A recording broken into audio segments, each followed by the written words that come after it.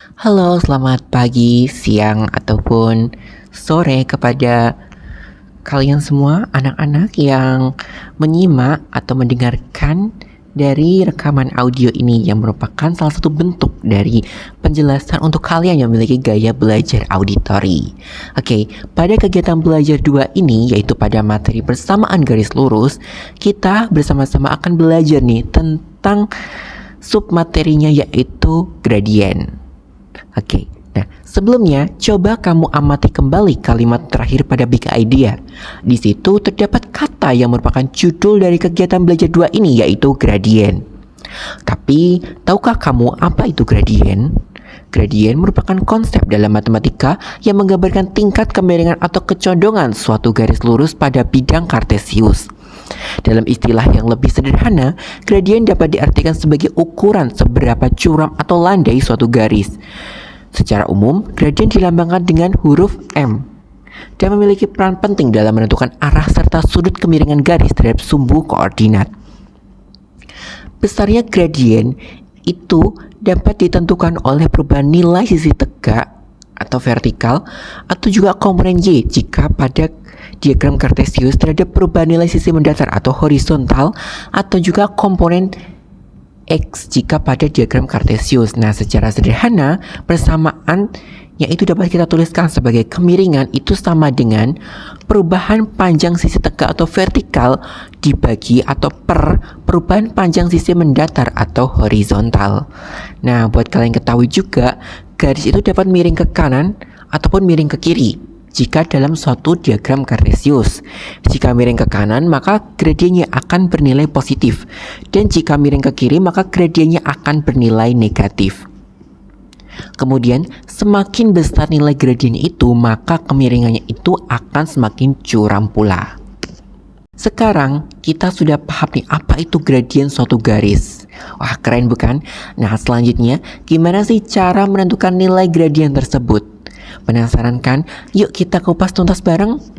Nah, tahukah kamu bahwa ada 2 cara untuk menentukan gradien suatu garis lurus?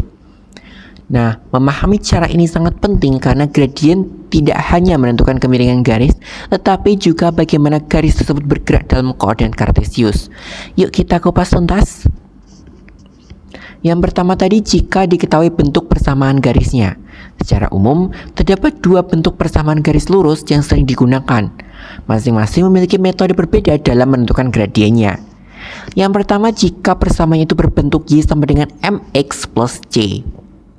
Nah, jika persamaannya seperti ini, mencari nilai gradien itu sangat mudah sekali, yaitu kita tinggal lihat nih nilai atau koefisien dari X, yaitu nilai yang berada pada depan huruf X. Itu merupakan nilai gradiennya itu.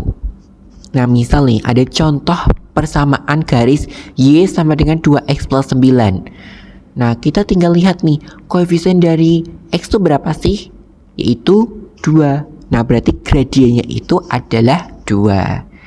Selanjutnya, jika ada persamaannya itu berbentuk AX plus BY plus Y sama dengan 0. Nah, jika persamaannya seperti ini, pertama kita ubah dulu nih persamaan AX plus Y plus Y sama dengan 0 ke bentuk persamaan Y sama dengan MX plus C. Nah, jika sudah, kita juga akan secara mudah nih melihat nilai gradiennya itu yang merupakan koefisien dari nilai X. Ingat ya, diubah ke bentuk Y sama dengan MX plus C. Misalnya ada contoh persamaan garis 6X plus 2Y dikurangi 8 sama dengan 0. Nah, kita diminta untuk menentukan nilai gradiennya.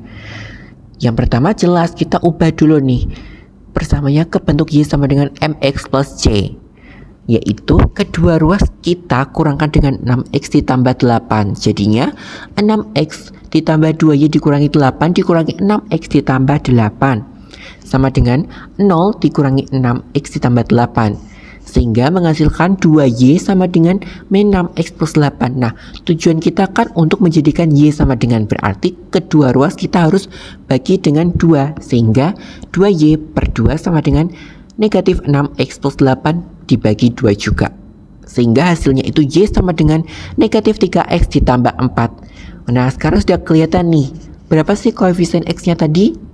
yaitu negatif 3. Nah, berarti nilai gradiennya itu adalah negatif 3.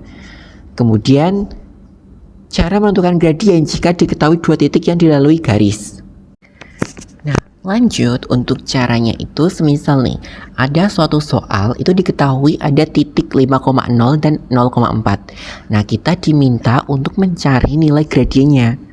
Oke, yang pertama jelas kita harus menentukan terlebih dahulu nih persamaan atau rumus yang dapat kita gunakan untuk mencari nilai gradiennya. Nah, tadi kan kita di awal sudah tahu nih bahwa kemiringan itu sama dengan perubahan panjang sisi tegak atau vertikal dibagi perubahan panjang sisi mendatar atau horizontal. Kemudian, tadi kan kemiringan itu nama lainnya gradien. Berarti gradien sama dengan perubahan panjang. Apa nih? Tadi kan sisi tegak itu sumbu Y, ya kan? Berarti perubahan panjang sumbu Y dibagi perubahan panjang sisi mendatar itu sumbu X. Oke. Selanjutnya tadi kan gradien itu kita sudah tahu disimbolkan dengan M. Berarti M itu sama dengan apa? Kalau perubahan panjang itu kan berarti sebelum sama sesudah. Berarti karena dia perubahan panjang sumbu Y, berarti Y2 atau dikurangi Y1 per X2 dikurangi X1 gitu. Nah, itu merupakan persamaan atau rumus yang dapat kita gunakan untuk mencari nilai gradien, yaitu M sama dengan Y2 dikurangi Y1 per X2 dikurangi X1. Kemudian kita kembali ke soal tadi. Tadi kan diketahui titiknya itu 5,0 dan 0,4 ya. Kemudian kita identifikasi nih. Misalkan 5 itu X1, berarti kan 0-nya itu Y1. Kemudian tadi kan titik keduanya itu 0,4, berarti 0 itu X2, 4-nya itu Y2. Sekarang kita substitusikan ke persamaan.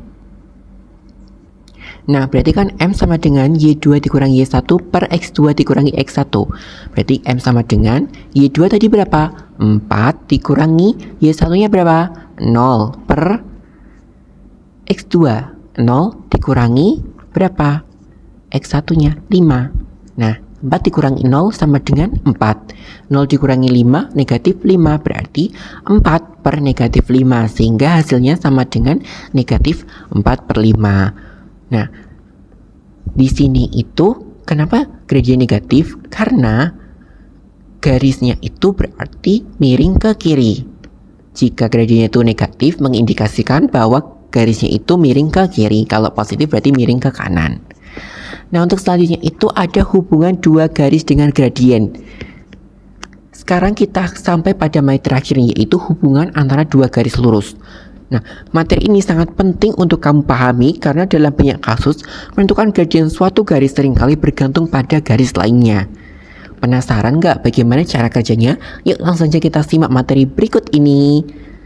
Masih ingatkah kamu dengan materi yang telah kita simak pada big idea di atas, yaitu kan tadi tentang pesawat. Oke, misalkan nih ada 3 buah pesawat yang mana pesawatnya itu bernama pesawat A, pesawat B dan juga pesawat B, C. Nah, untuk pesawat A dan juga pesawat B itu merupakan pesawat yang akan mendarat, sedangkan pesawat C itu pesawat yang akan lepas landas. Nah, berarti kalau mendarat itu kan dia itu turun ya, berarti dia itu nanti akan miring ke kanan dalam suatu diagram Cartesius. Nah, sedangkan kalau dia itu lepas landas itu kan berarti dia itu naik gitu, berarti dia itu akan miring ke kiri. Jadi nanti gradiennya akan bernilai negatif. Kalau miring ke kanan tadi bernilai positif. Nah, untuk selanjutnya misal nih diketahui dalam pesawat A itu melintasi titik 1,4 dan 3,1, sedangkan pesawat B itu melintasi pada koordinat Cartesius itu 3,6 dan 5,3. Kemudian untuk pesawat C itu dalam koordinat Cartesius itu melintasi titik negatif 2,2 dan 1,4. Kemudian kita bisa substitusikan ke persamaan tadi, yaitu M sama dengan Y2 dikurangi Y1 per X2 dikurangi X1. Nah, setelah tadi kita substitusikan itu akan menghasilkan nilainya nih, yaitu nilai dari gradien pesawat A itu negatif 3/2. Kemudian untuk pesawat B itu gradiennya negatif 3/2 juga nih.